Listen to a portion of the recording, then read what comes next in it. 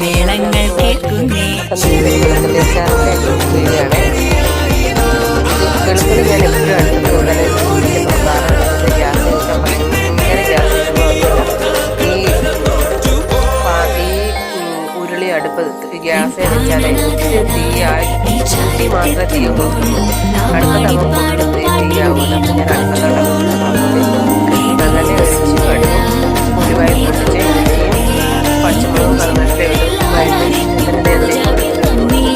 വെളുത്തുള്ളിയുടെ വീഡിയോ ഞാൻ പല പ്രാവശ്യം ചെയ്തിട്ടുണ്ട്. അപ്പോൾ ഏകദേശം എല്ലാം ഒരേപോലൊക്കെ തന്നെയാണ്. എല്ലാം ഒരേപോലൊക്കെ തന്നെ എല്ലാം ഒരുപോലെ തന്നെ ചെയ്യുന്നത് കേട്ടോ.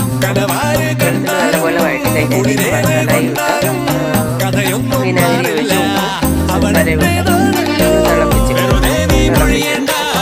ഇതെല്ലാം പറയുമ്പോൾ ഒരു പക്ഷേ ഇതൊക്കെ 2 മണിക്കൂറത്തെ പരിശ്രമമാണ് ഈ വെളുത്തുള്ളിയൊക്കെ അച്ചാറായി വരുന്നത്. തോല് പൊളിക്കാൻ അറിയാമോ? എത്രയോ മണിക്കൂറുകളോളം തിന്നിട്ടാണ് ഈ തോല് പൊളിച്ച് അങ്ങനത്തെ അതിൻ്റെതായ ഒത്തിരി ചിലവുകളുണ്ട്. അപ്പം നമ്മൾ വെളുത്തുള്ളി അച്ചാറിന് വില പറയുമ്പോഴത്തേക്കും അത്രയും വിലയ്ക്ക് കൊടുത്താൽ പോലും നമുക്ക് മണിക്കൂടി പോലും കിട്ടാനില്ല. അത്രയും വിലയ്ക്ക് കൊടുക്കാൻ പറ്റത്തുള്ളൂ. നാച്ചുറലായിട്ട് ഉണ്ടാക്കുന്ന സാധനങ്ങളല്ല. അതിനകത്ത് നമ്മളൊരു കെമിക്കൽ അപ്പം എന്താണേലും അൽഹംദുലില്ലാ എൻ്റെ സാധനം ഞാൻ ഉണ്ടാക്കുന്ന അച്ചാറുകളെല്ലാം എനിക്ക് പെട്ടെന്ന് സെയിലാകുന്നുണ്ട്. അടുത്തടുത്ത ഓർഡറുകളും കിട്ടുന്നുണ്ട്.